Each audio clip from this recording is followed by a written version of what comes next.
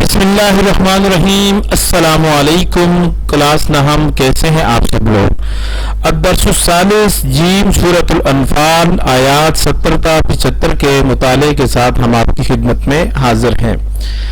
سب سے پہلے چلیں گے التمارین کی طرف۔ السوال الاول، اللہ تعالیٰ نے سورہ انفال کی ان آیات میں قیدیوں کے بارے میں کیا ارشاد فرمایا ہے؟ اعوذ باللہ من الشیطان الرجیم، بسم اللہ الرحمن الرحیم۔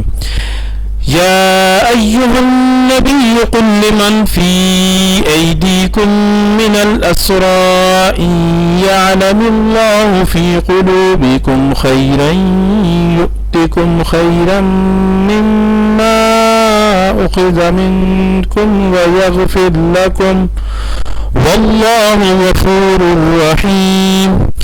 اے پیغمبر صلی اللہ علیہ وآلہ وسلم، جو قیدی آپ کے ہاتھ میں آئے ہیں ان سے کہہ دیں کہ اگر اللہ تمہارے دلوں میں نیکی معلوم کرے گا تو جو مال تم سے لے لیا گیا ہے اس سے بہتر تمہیں لوٹا دے گا اور تمہارے گناہ بھی بخش دے گا، اور اللہ تو بخشنے والا مہربان ہے۔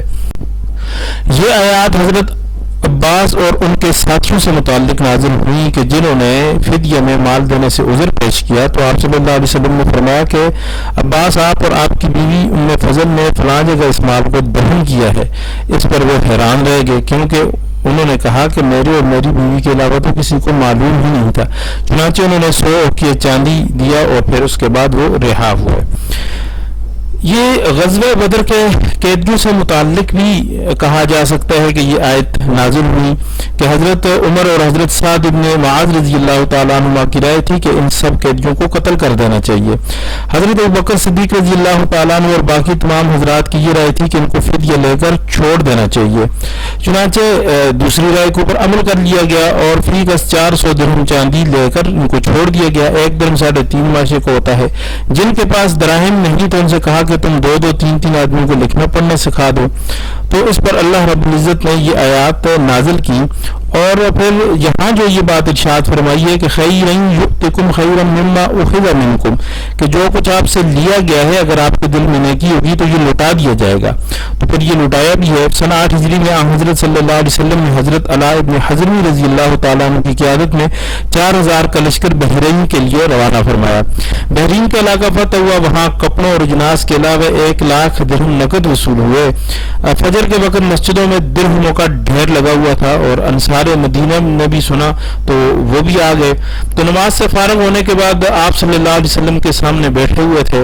نماز کے بعد جو دین کی باتیں ہوتی ہیں جب وہ ہو گئیں تو حضرت عباس رضی اللہ تعالیٰ عنہ جو بدر کے قیدیوں میں سے تھے جن کا بھی تذکرہ ہوا، تو وہ اپنا فدیہ چونکہ دے چکے تھے اور اپنے بھتیجے عقیل کا بھی فدیہ انہوں نے دیا، تو وہ کہنے لگے کہ رب تعالیٰ کا فرمان ہے کہ یؤتکم خیرا مما اخذ منکم، کہ اللہ تعالیٰ آپ کو اس سے بہتر دے گا جو تم سے فدیہ لیا گیا ہے، تو آج موقع ہے مجھے دے دیں۔ تو حضرت عباس رضی اللہ تعالیٰ عنہ بڑے قد آور اور بدن کے اعتبار سے قوی شخص تھے، اور ان کے پاس ایک بڑا مضبوط کمبل تھا۔ آپ صلی اللہ علیہ وسلم نے فرمایا چاچا جان آپ جتنا اٹھا سکتے ہو اس کمبل میں ڈال کے لے جاؤ۔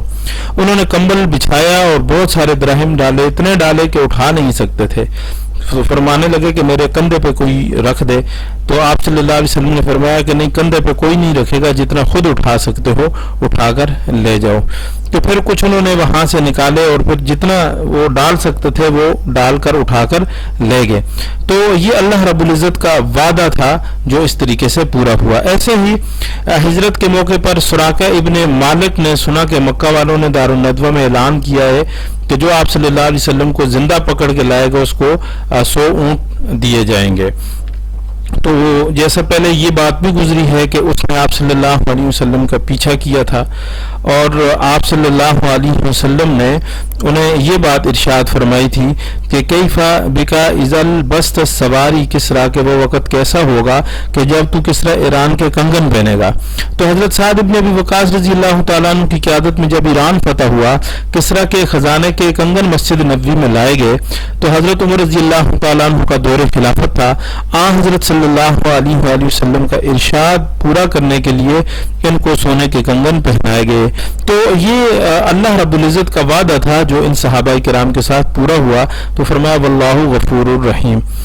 وَإِن يُرِيدُوا خِيَانَتَكَ فَقَدْ خَانُوا اللَّهَ مِن قَبْلُ فَأَمْكَنَ مِنْهُمْ وَاللَّهُ عَلِيمٌ حَكِيمٌ۔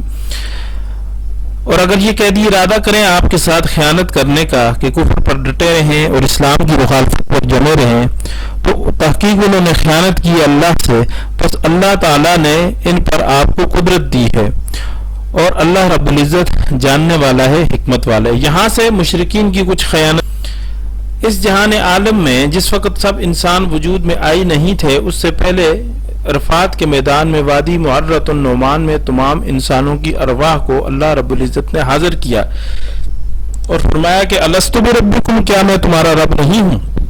سب نے کہا قالوا بلا، کیوں نہیں، آپ ہی ہمارے رب ہیں۔ تو یہ اللہ تعالیٰ کے ساتھ عہد تھا عالم وجود میں آنے کے بعد، لیکن مشرکین نے اس کے بعد لات، منات، عزا، ہبل اور دیگر بتوں کو اپنا رب مان لیا اور اس طرح اس عہد سے خیانت کی۔ تو یہ خیانت کا سے مراد ایک تو یہ ہے۔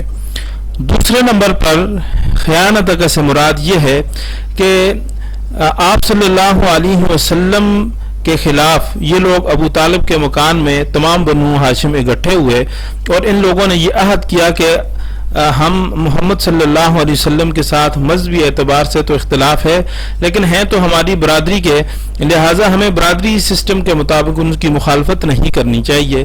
لیکن ابو جہل بڑا شیطان قسم کا آدمی تھا، اس نے اس معاہدے کو چلنے نہ دیا اور بنو ہاشم کو مجبور کر کے میدان بدر میں لے آیا۔ اسی طرح احد کے اندر بھی پھر یہ لوگ آئے، تو اس طرح ان لوگوں نے یہ عہد شکنی کی، اور خیانت کا فقد خان اللہ سے مراد یہ بھی ہے، اور فرمایا واللہ علیم حکیم۔ تو ان خیانتوں کو اللہ رب العزت نے یہاں پر بیان کیا، اور یہاں تک پہنچ کر پہلے سوال کا جواب مکمل۔ سوال الثانی، ان آیات میں اللہ تعالیٰ نے ہجرت اور نصرت کے بارے میں کیا باتیں ارشاد فرمائی ہیں؟ یہاں سے جی دوسرے سوال کا جواب کہ اللہ رب العزت نے یہاں جو باتیں ارشاد فرمائی ہیں ان کا خلاصہ یہ ہے کہ بنیادی طور پر تین اقسام مسلمانوں کی بیان کی ہیں، ایک وہ جو کہ مہاجر ہیں، دوسرے وہ کہ جو انصار ہیں، اور تیسری قسم وہ ہے مسلمانوں کی کہ جو ہیں تو مسلمان لیکن مکہ کے اندر رہے، جنہوں نے ہجرت نہیں کی۔ اب ان تین کی یہاں پر تفسیر بیان کی جاتی ہے ان آیات میں۔ ان الذین آمنوا وہاجروا، بے شک وہ لوگ جو ایمان لائے اور جنہوں نے ہجرت کی، وجاہدوا باموالہم وانفسہم، اور جہاد کیا انہوں نے اپنے مالوں سے اور اپنی جانوں سے، اپنے مال خرچ کیے اور جانیں لے کر کافروں کے مقابلے میں گئے، فی سبیل اللہ، اللہ کے راستے میں۔ ان مہاجرین مجاہدین کا ذکر ہے یہاں پر۔ والذین آووا ونصروا، اور وہ لوگ جنہوں نے اپنے گھروں میں ٹھکانہ دیا اور مدد کی، ان کی یہ انصار ہیں دوسری قسم، جنہوں نے بڑی قربانی دی۔ چھوٹے چھوٹے مکانات ہوتے تھے، مہاجرین مرد بھی تھے، عورتیں بھی تھیں، بچے بھی تھے، رہائش کا کوئی انتظام نہیں تھا، ان کو اپنے مکانات میں رہائش دی، اپنی زمینوں اور باغات میں ان کو حصہ دیا۔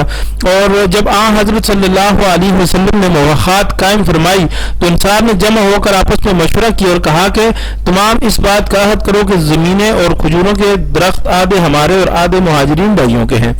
اس فیصلے کے بعد حضرت صلی اللہ علیہ وسلم کے پاس آئے آپ کی رائے جاننے کے لیے، تو آپ صلی اللہ علیہ وسلم کے پاس جب یہ پہنچے ہیں تو انصار نے فیصلے سے آگاہ کیا، تو سرکار دو عالم صلی اللہ علیہ وآلہ وسلم نے فرمایا کہ میں تمہارے جذبے کی قدر کرتا ہوں، مگر یہ جو مہاجرین مکہ سے ہجرت کر کے آئے ہیں یہ تاجر پیشہ ہیں، ان کو نہیں معلوم کہ زراعت کیا ہوتی ہے، فصل کب اگے گی، کب کٹے گی، اور باقی کیا معاملات ہوتے ہیں۔ مکہ مکرمہ میں کھیتی باڑی تو ہوتی نہیں تھی۔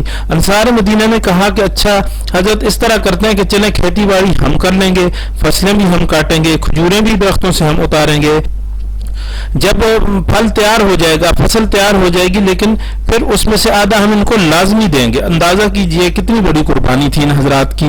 آج کے دور میں کوئی کسی کو ایک دانہ بھی دینے کے لیے تیار نہیں ہوتا ہے۔ جو اللہ رب العزت کے راستے میں صدقہ کرتا ہے یقیناً وہ ان حضرات کی سنت کو تازہ کرتا ہے۔ حضرت صلی اللہ علیہ وسلم نے اسی لیے فرمایا کہ لوگوں یاد رکھنا دنیا فانی ہے، میں دنیا سے جانے والا ہوں، اور انصار کا خیال رکھنا۔ حب الانصار من الایمان، انصار کی محبت ایمان کا حصہ ہے۔ اولئک بعضهم اولیاء بعض، یہی لوگ ہیں جو بعض کے وارث ہیں. مہاجرین انصاری کا اور انصاری مہاجر کا وارث تھا. والذین آمنوا ولم یہاجروا، اور یہ وہ لوگ ہیں جو ایمان لائے اور انہوں نے ہجرت نہیں کی. یہاں سے تیسری قسم بیان ہو رہی ہے. ما لکم من ولایتہم من شیء، نہیں ہے تمہارے لیے ان کی وراثت میں کچھ بھی حصہ، حتی یہاجروا، یہاں تک کہ وہ ہجرت کر لیں. تو یہ مسئلہ اس کو کہا جاتا ہے اختلاف دارین. اختلاف دارین کا مطلب یہ ہوتا ہے کہ ملک الگ الگ جب ہو جاتے ہیں، ایک دارالکفر میں ہوتا ہے، دوسرا دارالاسلام میں ہوتا ہے، تو اس کو جو ہے نا وہ اختلاف دارین کہا جاتا ہے. اور اختلاف دارین میں پھر یہ ہے کہ ایک دوسرے کے وارث نہیں بن سکتے. یہ ایک تفصیلی اور فقہی مسئلہ ہے جس کو یہاں پر بیان کرنا ضروری نہیں، کیونکہ یہاں یہ پوچھا نہیں گیا ہے. وَإِنِ اسْتَنصُرُوكُمْ فِي الدِّينِ، اگر وہ تم سے مدد طلب کریں دین کے بارے میں، جو کفار کے علاقے میں رہتے ہیں، فَعَلَيْكُمُ النَّصْرُ، پس تم پر لازم اور ضروری ہے کہ تم ان کی مدد کرو. إِلَّا عَلَىٰ قَوْمٍ بَيْنَكُمْ وَبَيْنَهُم مِّيثَاقٌ، مگر اس قوم کے مقابلے میں کہ تمہارے اور ان کے درمیان معاہدہ ہو تو پھر تم معاہدے کی خلاف ورزی نہیں کر سکتے. بِمَا تَعْمَلُونَ بَصِيرٌ، اور اللہ تمہارے سب کاموں کو دیکھ رہا ہے. یہاں تک پہنچ کے دوسرے سوال کا جواب ہوا مکمل. آگے والذین کفروا، اور وہ لوگ جو کافر ہیں، بعضهم اولیاء بعض، اور بعض ان میں سے بعض کے وارث ہیں. کافر کی وراثت کافر کو ملے گی. الا تفعلوه، اگر تم ان مسلمانوں کی مدد نہیں کرو گے، تکن فتنۃ فی الارض، تو ہوگا زمین میں فتنہ. کافروں کا مسلمانوں پر غلبہ ہوگا اور وہ مسلمانوں پر ظلم کریں گے. وفساد کبیر، اور فساد ہوگا بہت بڑا. لہذا مظلوم مسلمانوں کی مدد کرنا یہ باقی مسلمانوں کا فرض ہے. یہاں سے تیسرے سوال کو ہم لیں گے. السوال الثالث مندرجہ ذیل عبارات کا مفہوم لکھیے. تو ہم اس آیت کو پڑھتے ہیں اور اس کا مفہوم بیان کرتے ہیں. والذین آمنوا وہاجروا، اور وہ لوگ جو کہ ایمان لائے اور انہوں نے وطن سے ہجرت کی. وجاہدوا فی سبیل اللہ، اور اللہ کی راہ میں لڑائیاں کرتے رہے. والذین آووا ونصروا، اور جنہوں نے ہجرت کرنے والوں کو جگہ دی اور ان کی مدد کی. اولئک هم المؤمنون حقا، یہی لوگ سچے مسلمان ہیں. تو والذین آمنوا وہاجروا، یعنی وہ لوگ جو اللہ اور اس کے رسول پر ایمان لائے اور اپنے گھر مال دولت اسباب سب کچھ چھوڑ دیا، تو اللہ رب العزت نے ان کے اس عمل کو ایک پسندیدہ عمل بنا کے یہاں پر پیش کیا اور آیت کے حصے میں اس کا ذکر فرمایا. اور پھر انصار کا تذکرہ کیا. والذین آووا ونصروا، کہ ان لوگوں نے مکہ سے آنے والے مہاجرین کو ٹھکانہ پناہ دی اور اپنے کھیتوں میں اور اپنے باغات میں ان کو شریک کیا. اولئک هم المؤمنون حقا، جنہوں نے اتنے بڑے اخلاق کا مظاہرہ کیا، یہی لوگ سچے پکے مومن ہیں. اللہ نے ان کے ایمان کی گواہی دے ڈالی ہے. اور ساتھ اللہ رب العزت نے ان کو سرٹیفکیٹ دیا لہم مغفرۃ و رزق کریم، کہ اللہ کے حضور ان کے لیے مغفرت یعنی بخشش ہے، و رزق کریم اور عزت کی روزی ہے، یعنی بڑے بڑے مقام اور مرتبے ہیں. تو یہاں تک ہو گیا تیسرے سوال کا جواب. اور اب آخری آیت کو پڑھ لیتے ہیں. والذین آمنوا من بعد، اور وہ لوگ جو کہ ایمان لائے ان مہاجرین اور انصار کے بعد، وہاجروا، اور انہوں نے ہجرت کی، وجاہدوا معکم، اور انہوں نے جہاد کیا آپ کے ساتھ. فاولئک منکم، پس یہ لوگ آپ میں سے ہیں. جیسے حضرت ابو سفیان، حضرت امیر معاویہ رضی اللہ تعالیٰ عنہما، حارث بن حشام، یہ بھی وہ لوگ ہیں کہ جو سارے کے سارے مومن ہیں. گو کہ یہ بعد میں ایمان لے کے آئے ہیں، مرتبے کے اعتبار سے یہ پہلے لوگوں جیسے نہیں ہیں، بہرحال یہ ایماندار ہیں. وَأُولُو الْأَرْحَامِ، اور قریبی رشتہ دار برادری والے، بعضهم اولیٰ ببعض، بعض ان کے زیادہ حقدار ہیں بعض سے وراثت میں. فی کتاب اللہ، اللہ کی کتاب میں. یعنی اب مواخات والی وراثت کا مسئلہ ختم ہو گیا. اللہ تعالیٰ کی پہلی نوشت یہی تھی کہ مواخات کے ذریعے وراثت ملے گی، اور اب حکم یہ ہے کہ رشتہ دار عزیز ایک دوسرے کے وارث بنیں گے، کیونکہ اب ساری برادریاں مسلمان ہوگی. لہذا اب باپ کی وراثت بیٹے کو، بیٹے کی وراثت باپ کو، بھائی کی وراثت بھائی کو، ان سب کو ملے گی. اور یہی اللہ رب العزت نے اپنی کتاب میں ارشاد فرمایا، ان اللہ بکل شیء علیم، بے شک اللہ تعالیٰ ہر چیز کو جاننے والا ہے.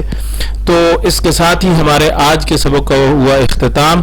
آپ حضرات ہماری ویڈیو کو لائک کریں، ہمارے چینل کو سبسکرائب کریں، کمنٹس میں اپنے رائے کا اظہار کریں اور دوسرے دوستوں کے ساتھ اس سبق کو شیئر کریں.